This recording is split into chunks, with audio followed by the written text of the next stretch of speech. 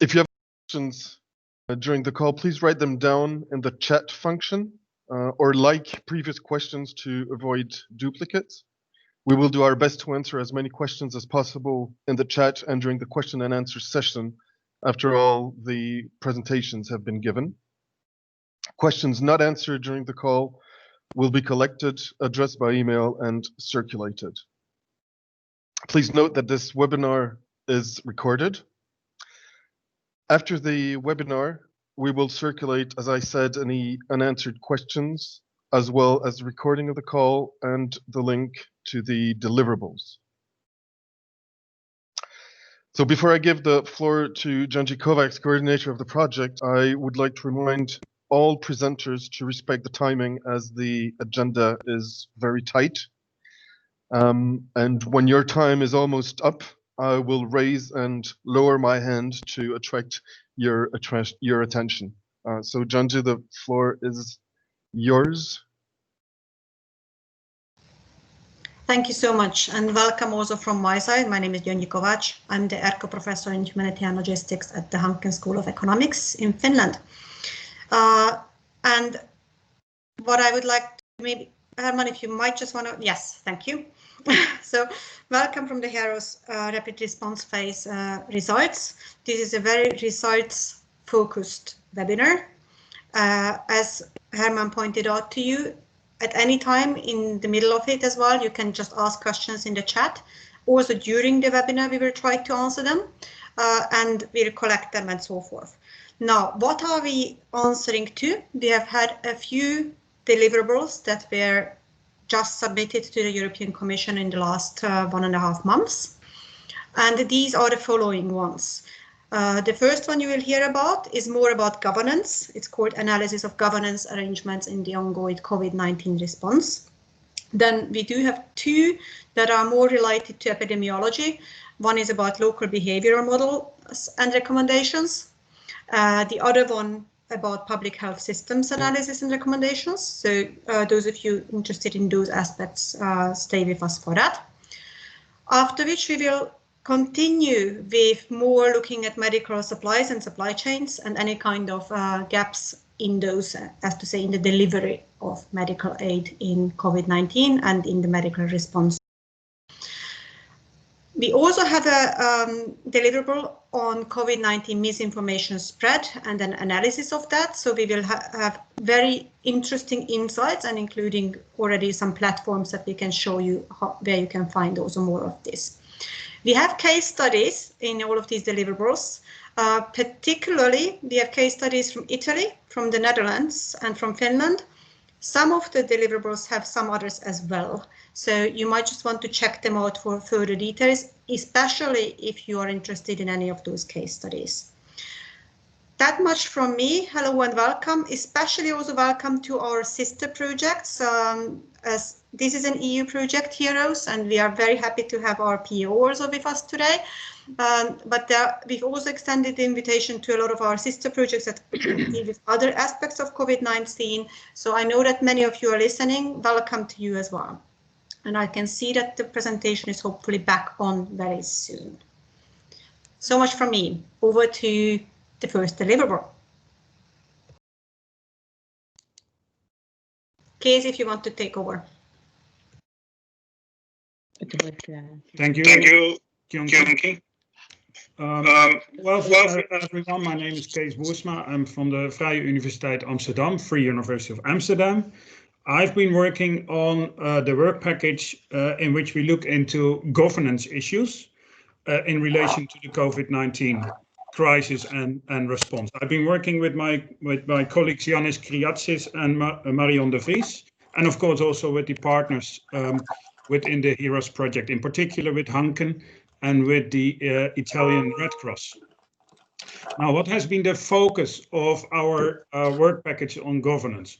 Really, that is to come up with a governance framework that looks into two directions. One is to come up with an analytical tool set through which we can understand governance issues at the severe pandemic crisis. And secondly, the framework is to provide lessons learned from what we now call the first phase of the first wave of the COVID-19 crisis. Can we build upon those lessons learned in facing other phases of the COVID-19 crisis? Now, in addressing those issues, there was a challenge for us, of course, as there is a challenge in the crisis for everyone, and that is that the crisis is ongoing. I will come back to that in the next slide. But then, to address the question, we had the idea to come up with a more process-oriented view versus testing hypothesis, for that matter. Now, the question then is related to the analytical framework, and addresses actually the governance issues in relation to actual decision makers and decision-making processes, not just by formal, but also by informal organizations and authorities. I will continue, and the slide will come back. The second aim really was also to understand the sense-making of authorities dealing with the crisis response. As in one way, the pandemic is sort of a textbook crisis. My background is crisis and disaster studies, so I know what kind of measures should be taken in at times of a infectious disease. At the same time, the severity of the crisis, the pandemic of COVID-19, is unprecedented. So it's really also about making sense of what is going on. And thirdly, we have been focusing on issues of collaboration and coordination.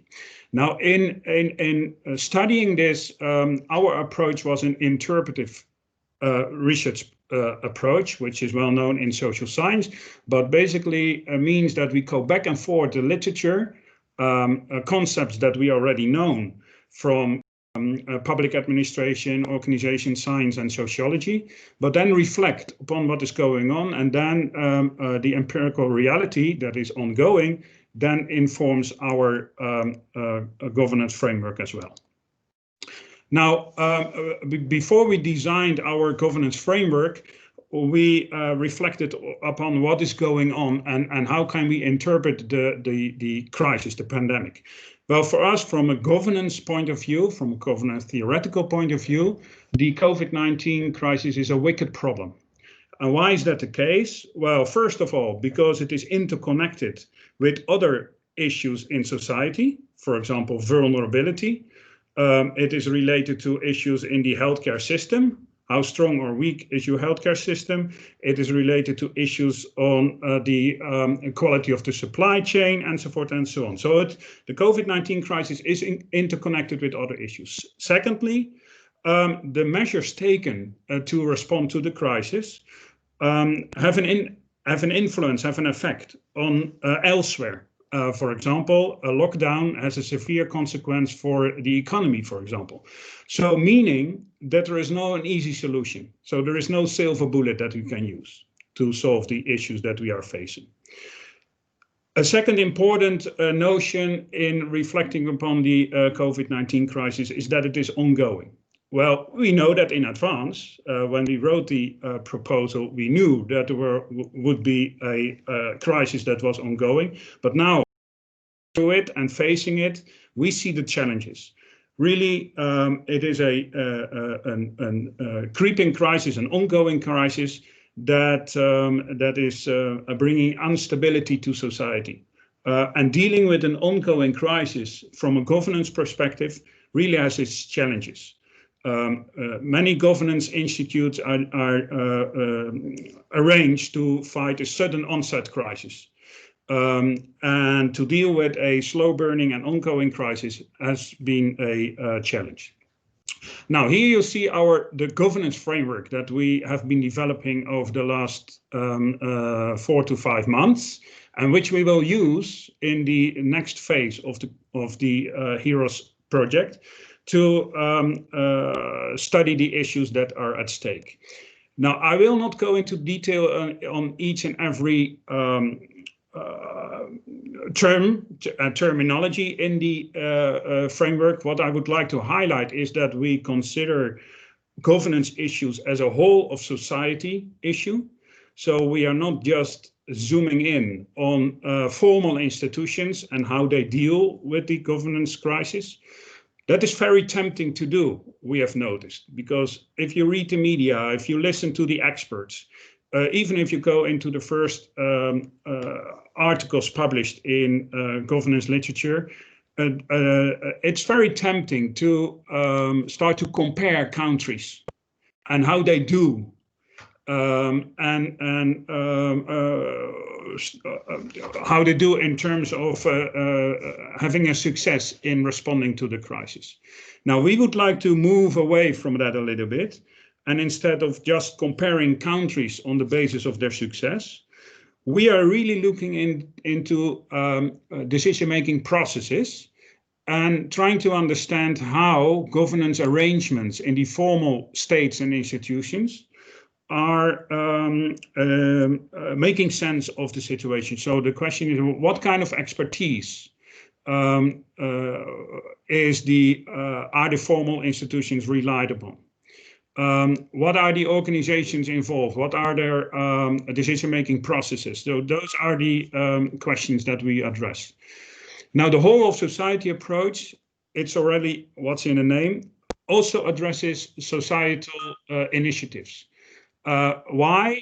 That is, for us, in understanding the COVID-19 governance, societal resilience is key for understanding the responses to the COVID-19 crisis. So I would like to give two concrete examples as illustrations how formal and informal societal actors are actually working together and also facing challenges in working together in response to the crisis. So this is an emergent organization. In the front, you see Fleur Bakker. She's a social entrepreneur who has been active in Amsterdam for years. She started off with her social enterprise during the 2015, what is now known as refugee crisis, where she started to work with status holders in the Netherlands in different economic activities, including restaurants and what have you. She saw an opportunity in the market, so to say, in the lack of face masks, and she started to establish her own production line in collaboration with engineering firms, in collaboration with local and national authorities in the Netherlands. So this is an example in which you see that there is an emerging arrangement and collaboration of organizations in response to the crisis, coming up with new initiatives that were unknown before. A second concrete example is about the societal resilience. That attracted a lot of attention in, let's say, the first wave of the crisis and in the spring, but that we think deserve renewed attention. So what you saw in the first wave, in particular during the periods in which the various countries in Europe in particular, but also beyond, of course, came up with lockdown measures, is that informal citizens groups in cities, and we have examples from Amsterdam and Rome, informal citizen groups and social movements started to do crowdsourcing and crowdfunding in order to come up with free meals for vulnerable people in their own neighborhood. This is important from a governance perspective. Because here you see that informal groups, local citizens start to work with formal authorities in response to the governance crisis. So hence our main lessons learned. It's really important, we believe, in understanding governance issues to look into sense-making processes. Really, what is going on? How should we adjust formal and informal authorities, our measures? And how? Whom to involve? How can we collectively do sense-making? It's not just that the formal authorities are owning the governance issues. No, it's really a collective endeavor, including societal response. In zooming out a little bit of what is at stake, in collaboration issues in the governance perspective is building trustful relationship. And that is one of our research line in the next phase of the project. Back to you, Herman. Thank you.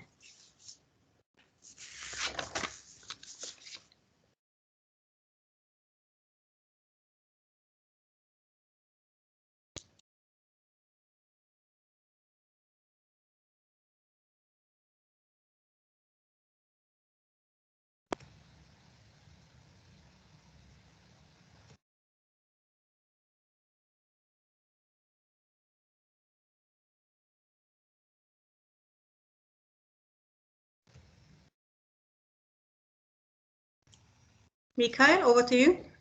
Yes, thank you. I'm trying to push the button request control, but it's written there that I didn't get the control. I will change the slides for you, no problem. Right. Hello, everyone. My name is Mikael, and I'm a postdoc researcher at TU Delft University of Technology. And I would like to share with you some highlights of results of work package 2, local response and recommendations. I did this work with Tina Gomez, Alexander Verbraak, Saiti Sarva, and Jean Yap, and Ben van Bilsen. Next slide, please. Can we go to the next slide? Sure, thank you. And let's start from the objectives and methods used first. Opposite to some studies that have been done so far, we decided to focus on the spread of COVID-19 at urban scale, because we think that for such a disease, behavior and spatial context are the keys. People meet, infect each other, and they spread the virus further. And of course, the question here is which policies are effective to combat that. So for that, we decided to take the approach of Ye and others. When you model an artificial city as a large-scale, high-resolution agent-based model, I'll get to what is that in a minute. And to protect individual privacy, we decided to use only open data as an input. We did this study for 2 case cities, The Hague and Helsinki, but we can do the same for any city in the world where a little bit of open data is available. Next slide. Right, so in a nutshell, our simulation model consists of 5 main components. The core is citizen, activity, locations. Citizen does activities at locations where he meets others. Next slide. And as an input, we have the policy levers, for example, closure of educational facilities or bars and restaurants. And as an output, we have epidemiological states, people in different epidemiological states, for example, susceptible, infected, and so on. Right. Next slide.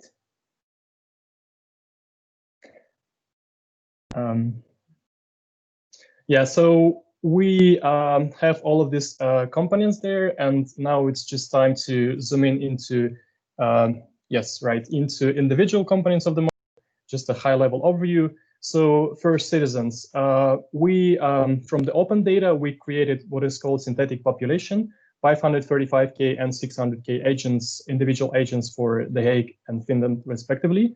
And all of these agents, they differ by age, the number of family members, their family and social role, they have different income, and they have different occupation.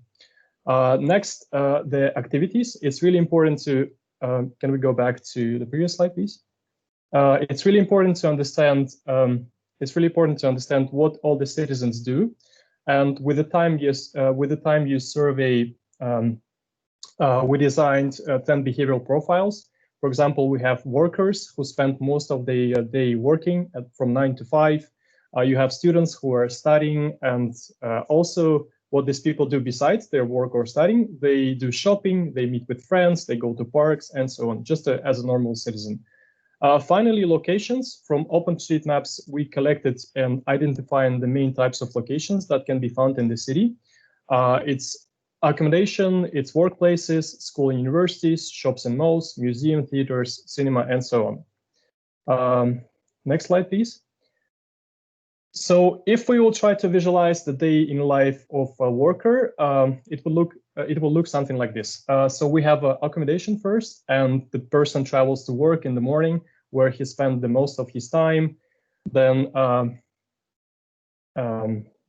then he goes to the supermarket when he does some groceries.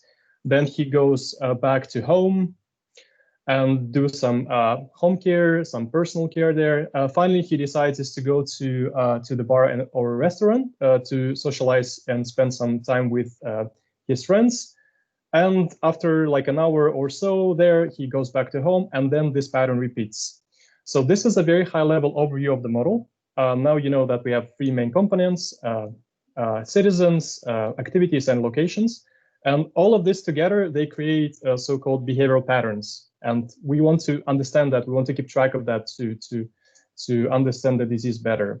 Next slide, please. And one more. Yes, right. So keeping all this in mind, we move to the main reason of having simulation model. We want to perform experiments. And here we have the following experimental setup. We have 4 uncertain epidemiological parameters. By uncertain, I mean there is a debate in scientific literature. What are the exact values? What are the real values for these parameters?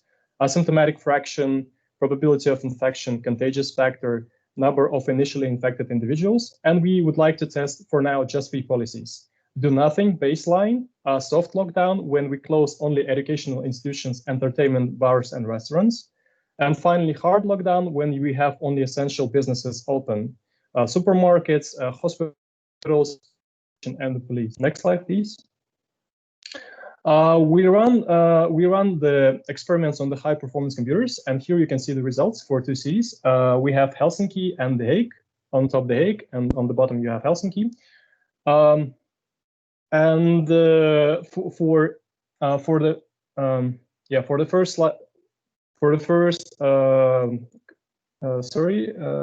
Okay, I think I'm running out of time, but just very briefly, we found out that it's really important to implement the measures at the right time.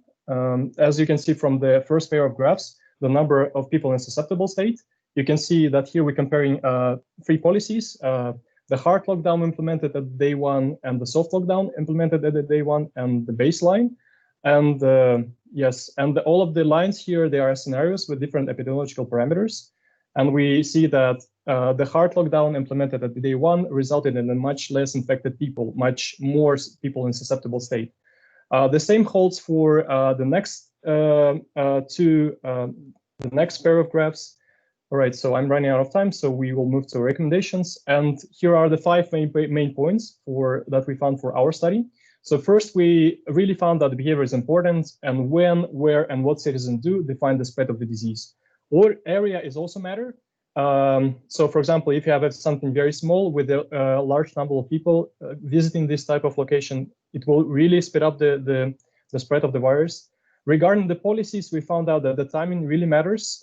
If you implement the strict lockdown too late, it can be just too late and you cannot really hold the disease anymore.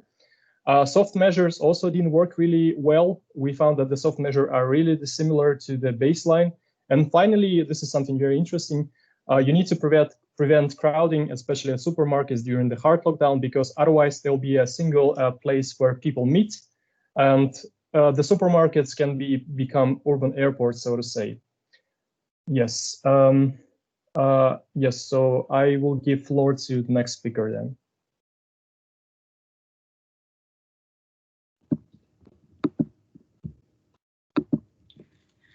Thank you, Mikhail, for an interesting presentation. So my name is Iira Haavisto, and I represent the Nordic Healthcare Group. And we've conducted a healthcare system analysis as the task 2.2 in HERoS. And I represent a larger research team here at Nordic Healthcare Group. And we also have Riikka-Leena Leskela and Antti Niemi here in the webinar. So if you have any questions, please post them to the chat and we will try to respond to them immediately. So first of all, what we tried to do and what we did was to try to understand better how different healthcare system features, country characteristics, and COVID-19 non-pharmaceutical interventions affected the spread. And we also wanted to know how the healthcare systems actually responded in the spring of 2020. So to answer the first question in terms of how did the healthcare system features, country characteristics, and also the interventions, what effect they had, we developed a statistical model for COVID-19 spread. In order for us then to understand better how the healthcare systems actually responded, we analyzed hospital intensive care capacity and also utilization during the spring of 2020. And to go even further in depth into the healthcare systems, we wanted to understand the behavior of healthcare professionals and how healthcare professionals faced the crisis in the spring of 2020. We also had 2 additional teams in terms of preparedness and also diagnostic strategies, which you can see there as gray, and those you can read more about in the deliverable if you're interested. I'll focus now on the presentation on the statistical model and the healthcare system response.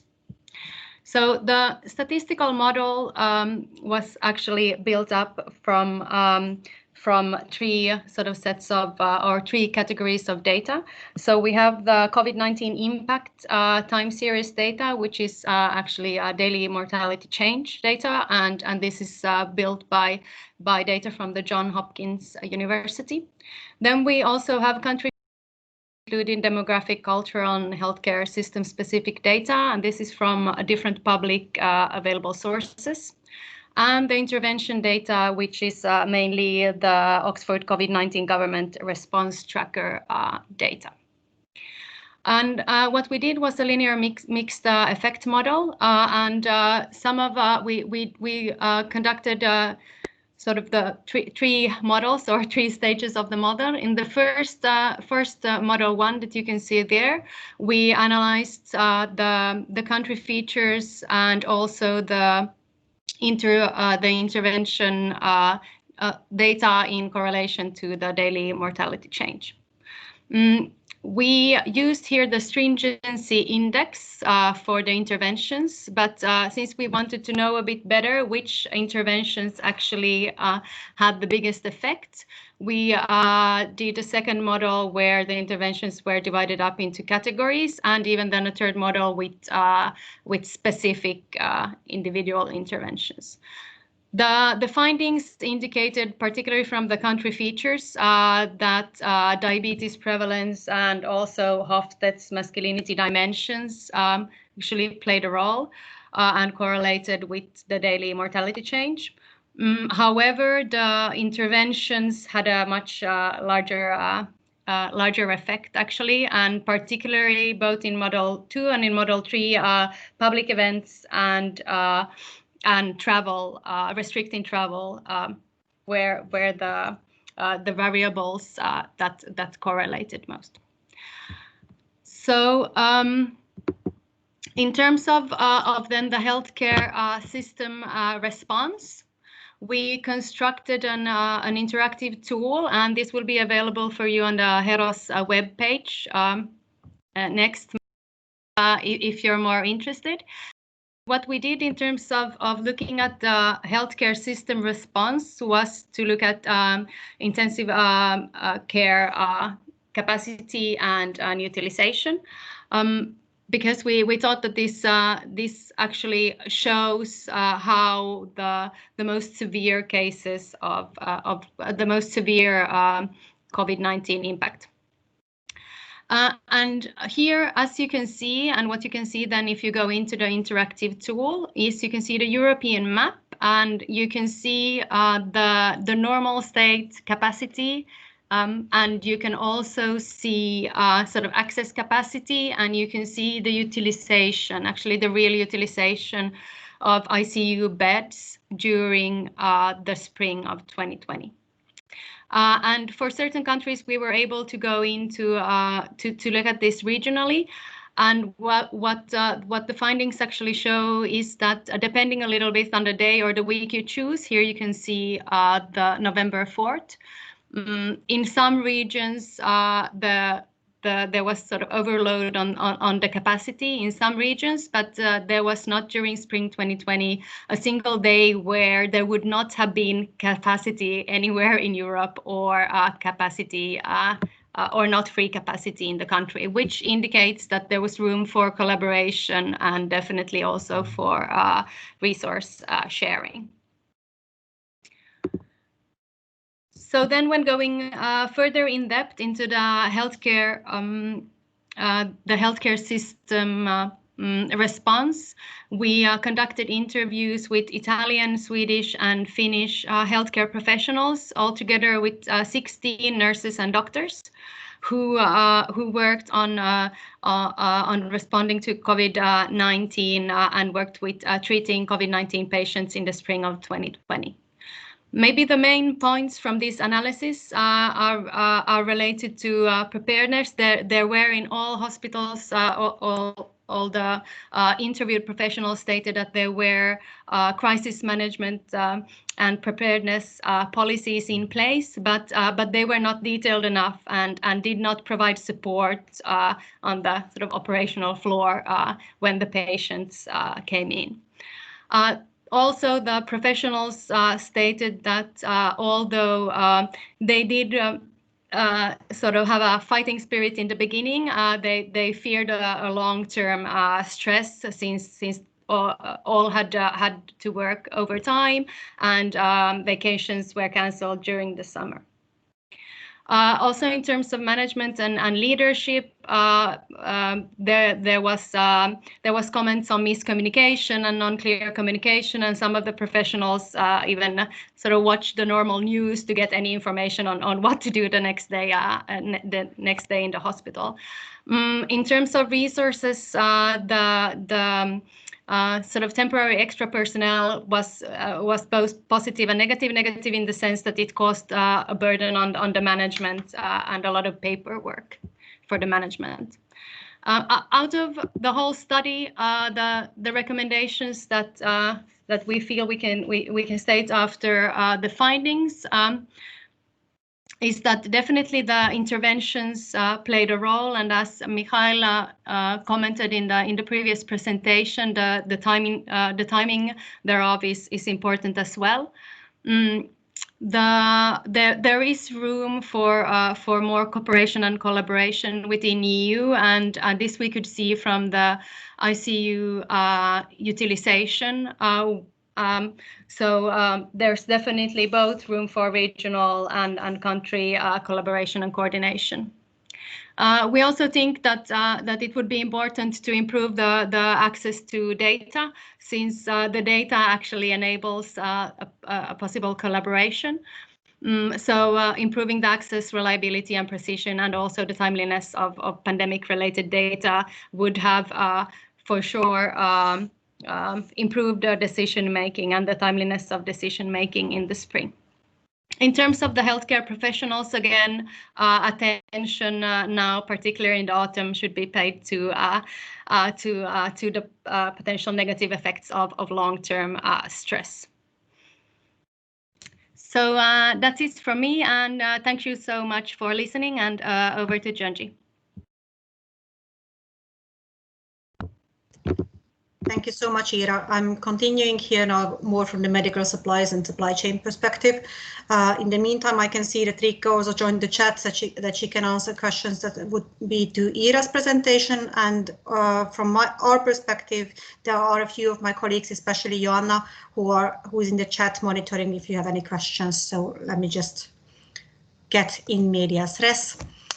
What have we been doing? We've been focusing on gaps in medical supply chains. And of course, in our particular focus were any kinds of issues from PPEs to drugs to, but mostly like equipment and PPE related at the end of the day, if you think of it, because that turned out to be also the biggest issue. What have we done? It's a bit different methods-wise. We've been now interviewing 38 different experts. We started off with the project's own end users, because we are in the good position within the project that we have end users such as Project Hope that has been involved in delivering medical aid already in Wuhan when in the very beginning of the outbreak. And then Italian Red Cross that has been very, very instrumental in delivering any of the medical, not just aid, but just really services. And the Polish Center of International Aid, they also operate emergency medical teams, what earlier on at some point were called foreign medical teams.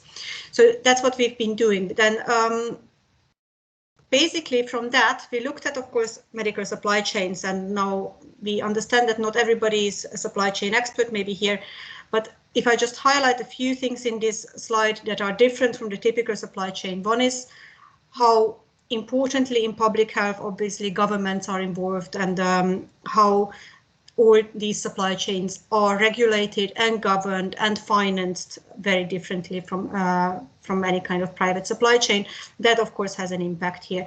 The other issue is how importantly also national pre-positioning warehouses, for example, are coming in, and different types of manufacturers and so forth. So that's maybe one of the things to highlight. There are obviously a lot of different providers of healthcare.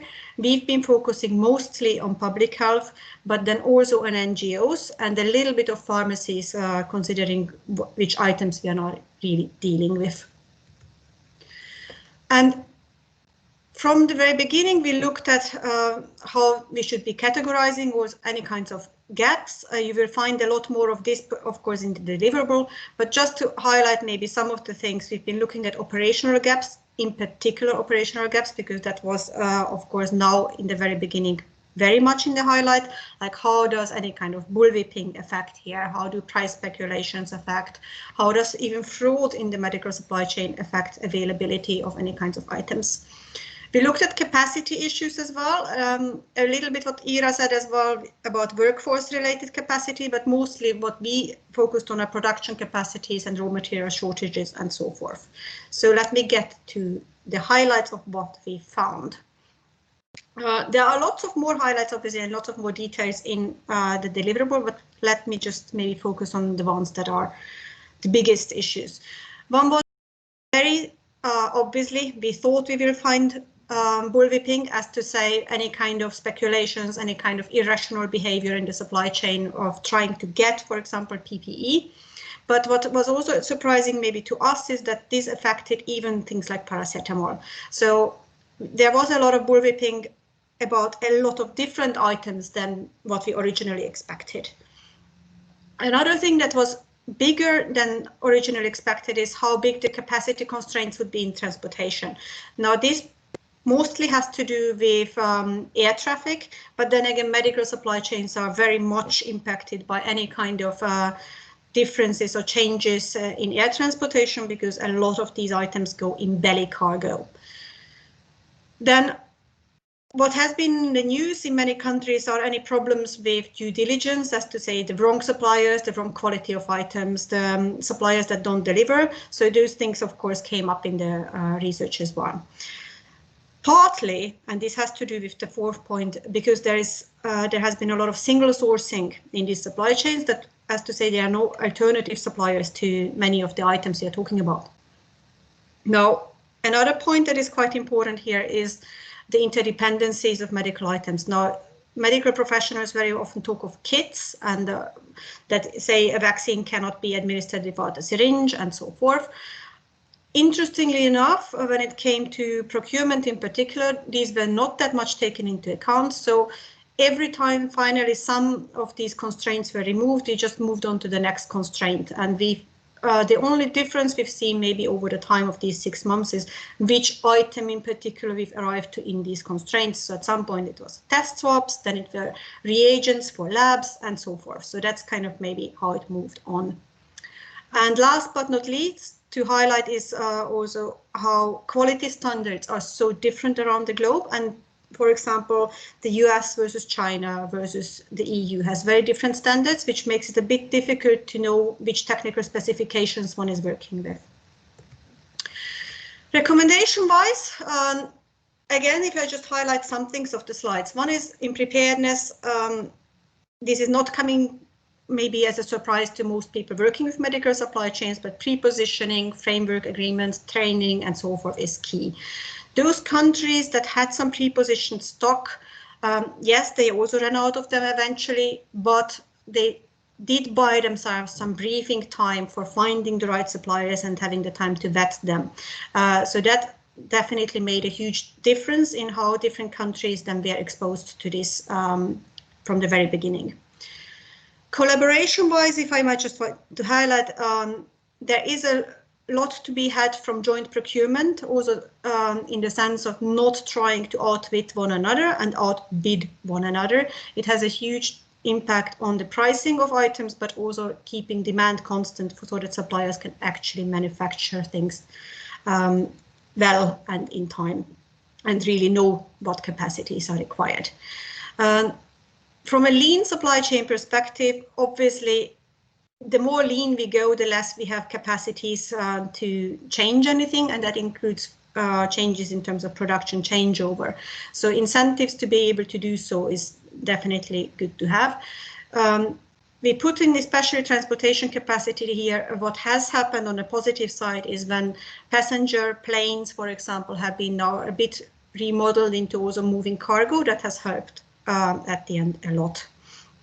And that goes a bit for the regulation parts as well.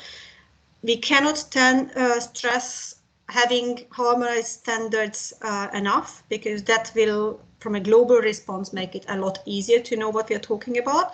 And also in terms of technical specifications for procurement, it makes life a lot easier and manageable.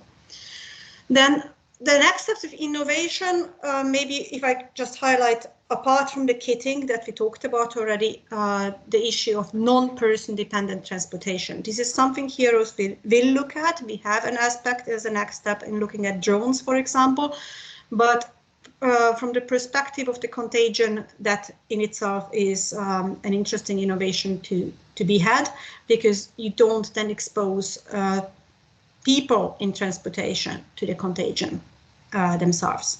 We knew that this would probably be an issue. We knew it from the Ebola crisis, and in fact, a lot of the expectations we had in this work package came from previous epidemics.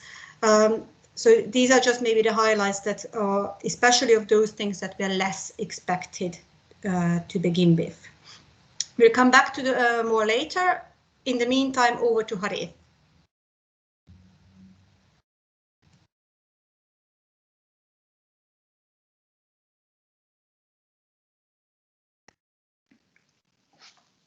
Hello. So my name is HERoS. I'm a professor of web science at the Knowledge Media Institute, the Open University in the UK. I will show you some of the work that relates to work package 4, which is all about social data analysis related to COVID. So this work was mainly done by Gregoire Barrel and Tracy Farrell, who unfortunately couldn't make it today. So in this derivative, what we're looking at is the spread of misinformation and their fact checks. That's misinformation mainly related to the pandemic. So what we mean by misinformation is any information that was fact checked and was proven to be misleading or false. And the fact checks are the ones who are basically just doing their work. So we're not judging anything, whether it's true or false. We rely on the judgment of the official fact-checking organizations. And you've seen perhaps in the literature and in the media, a lot of work that's tried to trace misinformation and how it's propagating on social media.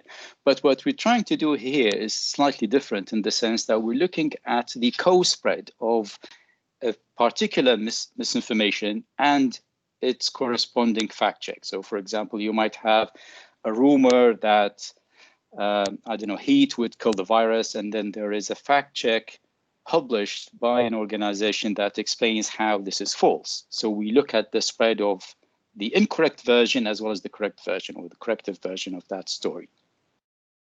And the method we use is basically various type of analysis that we analyze the patterns of spread on Twitter in this case, and how that changes over time and how they correlate to the spread of the misinformation plus the fact check. So what we have seen, so there has been a lot of obviously work on misinformation in the last few years, but what we have seen during the pandemic is a very sheer increase in the number of misinformation articles out there, as well as in the number of fact-checking organizations that are trying to fight the infodemic. So as you can see in this graph, this is kind of taking a general overview of the number of fact checks that are coming on daily basis by all the international fact checking organizations. And you can see this, how much it has increased since the pandemic. But what we do not know is how effective all of these fact checking efforts have been in halting the spread of misinformation. And that's exactly what we're trying to zoom into in this study. So what we have done is we've collected all the fact-checking information coming from the fact checkers. So what basically the way they work is once they assess a rumor or a story, they would publish their response, and that response will say, okay, I've looked at that story. This is what we have found, and this is our assessment. So the assessment could be, incorrect, false, misleading, mixed, and so on. And so we most of them these days, they publish these assessments in kind of a standard formula, which is called claim review. It just makes it very easy for us to collect it automatically and to process that information so that I have the URL of the story that was fact-checked, the URL of the fact-check itself, and the assessment of that story. So in this graph, basically what we're looking at is the cumulative spread of fact-checking as well as misinformation. So what you see is the black curve is the one that shows you how many times a fact check was spread versus the gray one, which is how many times a misinformation was spread. So you could see that fact checking is kind of catching up, but it's still a little bit behind. There is more circulation of misinformation than the circulation of fact checks. So at the moment in this study, we've collected a couple of thousand misinforming URLs and their corresponding fact checks. But actually since then, we're continuing with this analysis, and now we have more than 8,000 misinformation stories related to COVID that we're currently tracking. And so I'm not going to go into the detail of the analysis. You can find that all in the deliverable. But basically, what I wanted to say is that we've done various analyses to look at the patterns and how they correlate with each other. So, for example, what we have found is that from the what we call the impulse response analysis, we found that when the fact check of a particular rumor comes out, the spread of that rumor seems to take a dip, but then the rumors seem to continue to spread for a bit longer than the fact checks. So even though there is an impact on the spread of misinformation, that impact over time seems to slow down a little bit. And so after a while, what we have observed is that the circulation of the fact checks seem to slow down significantly, whereas the misinforming continues to spread in quite a few cases. And this is mainly because of the sheer amount of the spread of that misinformation to start with. That fact checks don't seem to be able to stop altogether. What we have found is that if we only look at the spread of the fact check, we can, from that spread, predict how misinformation is spreading. So in other words, if you just show me which fact check you have published and I look at how much this has been in circulation on Twitter, I could from there predict how the circulation of the misinforming article related to that will spread in the near future. But we couldn't do it the other way around, which means that if I know how misinformation is spreading, I would not be able to predict how fact check for that one will spread in the future. Now, of course, we're talking more about correlations rather than causation, so we can't tell for sure that these changes in the patterns of spread are a direct cause of this publication of the fact check. But what we did see is that the correlation is statistically significant, that with a very good statistical significance, we can make these predictions. So there is some sort of a correlation as far as the statistics show us. The other thing we have found is that when we looked at the number of people who share misinformation and the number of people who share the fact checks and how many of them share both. So for example, someone might have shared the story about how, I don't know, heat or garlic can fight COVID-19, how many of them would then share the fact check that came out that says this is actually incorrect? And so far, what we have found out is that in the vast majority of cases, people seem to either be spreading misinformation or spreading fact-checked information, and there is not much in between. And what that tells us is that although people are spreading our fact checks, but they might not be the ones who we would want them to kind of take attention to the fact checks, because the ones who are spreading misinformation seem to continue to do that regardless. And the other thing that we started to do was to build a platform to help the fact checkers, as well as any other organization, to look a little bit deeper into the spread of a particular rumor or a particular fact check associated with that. So this is a bit too small. You probably can't see it very well, but basically we have taken all the data from the COVID Fact Check Alliance that was initiated by the organization, International Fact Checking Organization. And that contains about 8,000 rumors so far, and the number is growing, unfortunately. And from there, we can see what the misinformation piece is about. So what sort of a topic? So for example, it's about the origin of the virus or its cure and so on. And then where the fact checker is coming from. So we could see a map of where those fact checks are coming from, which could give us an idea of the geographical area that was influenced perhaps by that misinformation. And then from there, we will show you which are the top, for example, 10 rumors in circulation this week, or which are the top 10 fact-checking articles that are being spread this week, and then how that is changing over time. Basically, this and the analysis that I've showed you before, trying to push forward the idea that we need to look a bit more closely into how do we facilitate the spread of corrective information. It's not enough to simply publish a fact check. We need to do more, us as citizens, as well as organizations, as well as the social media platforms themselves, to make sure that that this corrective information is spread far more than what it currently is the case. So this platform, we will open it up soon, that everyone could have a go at it. We're still kind of fine-tuning it a little bit, and this will help you, like I said, to receive reports every week that gives you the idea of how misinformation as well as their fact checks are spreading. And that's all for me. Thank you for listening.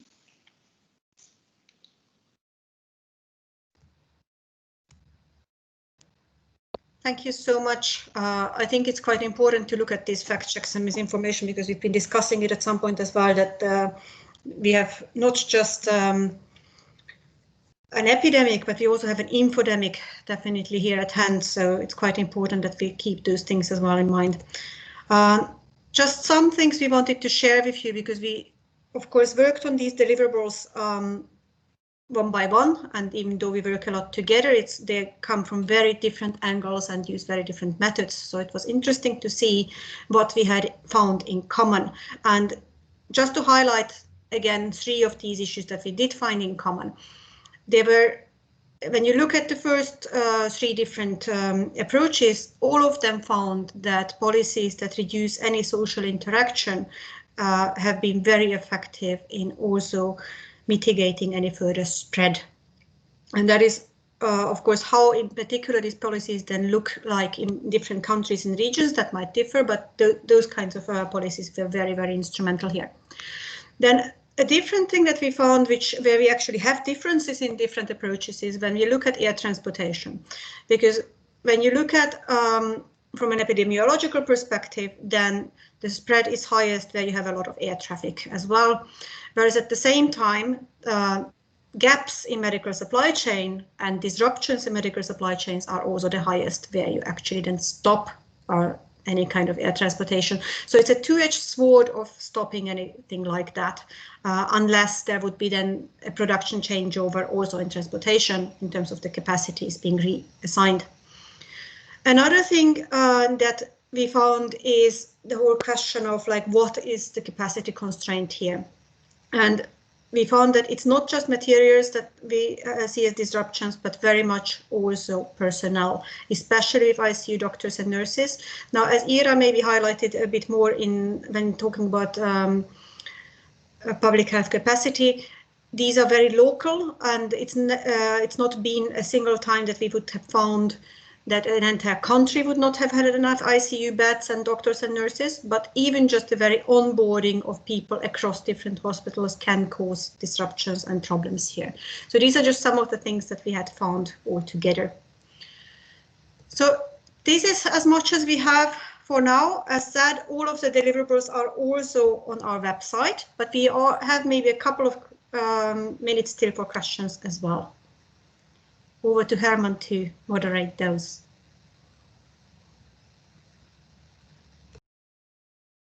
Yes, thank you, Janji. Well, there's been a lot of activity in the chat room. A lot of questions have been answered. Presenters have given their details. So maybe there was one question about the predictive accuracy of the linear mixed model. So maybe the presenters can turn on their camera. Turn on their camera and reply to that question about the predictive accuracy of the linear mixed model.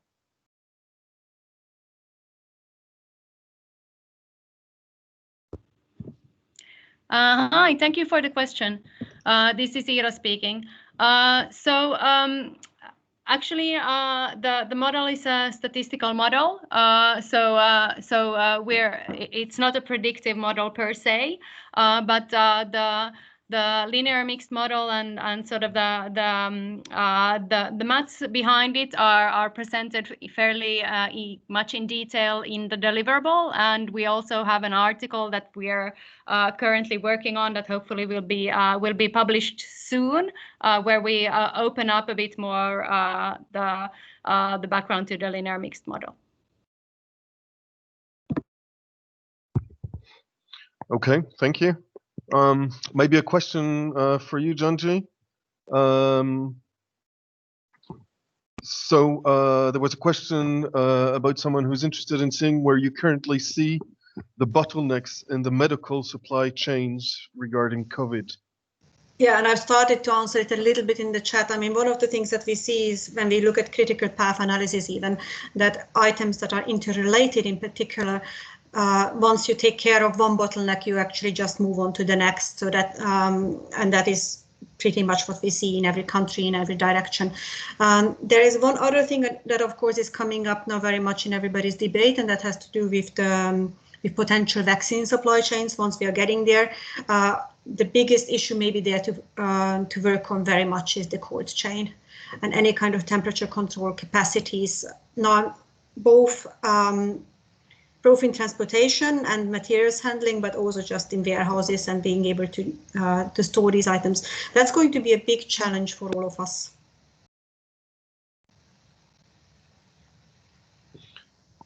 Okay, thank you, Janji. I think that was the last question. Well, we have another minute, maybe, Janji, to wrap up. Any final comments to wrap up this webinar? Famous last words. Yes, of course. We are going to go through the questions still once more to see whether we have any more details that we should answer that are not also maybe in the deliverables themselves that we could give you more as input to, and definitely come back to those. And we will share presentations and, to my understanding, also the video. In the meantime, if you're interested, please do get in touch. I think some of us have shared our email addresses at least already, so we are very happy to answer any of the questions that you would have, and do have a look at what is out there, because the deliverables themselves, they are much more detailed. Of course, we could just go through some of the highlights here. We hope you had some insights. insights and useful insights that he shared to you.